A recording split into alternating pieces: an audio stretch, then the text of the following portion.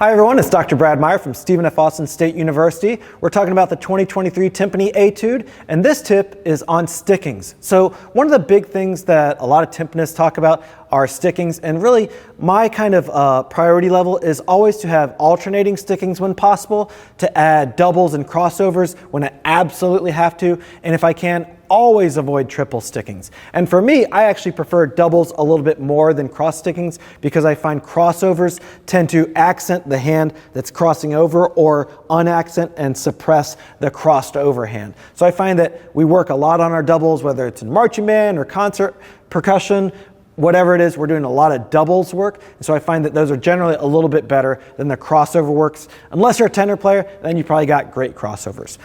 So a great place to think about stickings is this especially soft section at measure 59 when we're pianissimo. And for this section, I use a little bit harder, softer, or a little bit harder mallet that's a little bit smaller and lighter.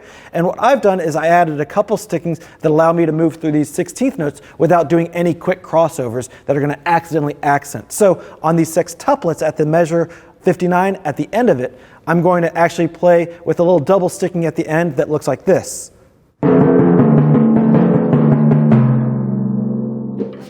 By adding that double right, it allows me to not accent and cross over because we're at such a soft dynamic range that I feel much more comfortable with that small double than I feel with that big lateral crossover. And so if I play it in time and at the right dynamic, it'll sound like this.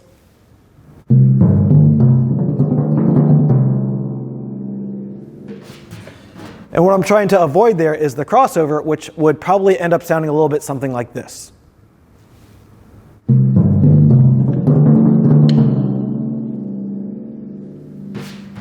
As you can see, it's a really quick movement over, and I even clicked my sticks because I'm not great at crossovers. So what can I say? I probably need to practice that a little bit more, but I really think that the double there is really beneficial.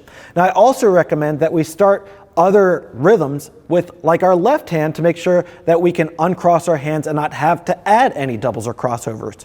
A great place to do that is like the end of measure 60, where you have big-a-da-bum. A lot of students might initially want to start that with the right, but that's a very simple rhythm that can be played very easily off the left and would sound like this. So sometimes just adding a left to start a phrase, to start a rhythm, can really help us avoid any crossovers that might happen to be there. Whereas sometimes if a student wanted to start that with the right, they would have a left crossover and would look and sound like this.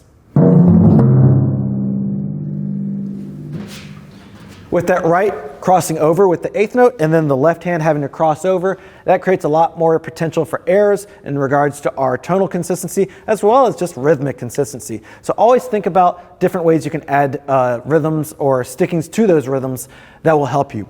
Another place that I've added a couple doubles that I think are very beneficial are in the similar section at measure 63, 64, 65, and 66, where we have some 16th notes that moving between the drums really quickly at that piano or pianissimo could cause a lot of inconsistency issues. But if I just stay put and I really focus on creating great doubles, that can have a lot better outcome and more consistently for me. So I recommend it. And so here is that section with the way that I recommend sticking it, starting at measure 62.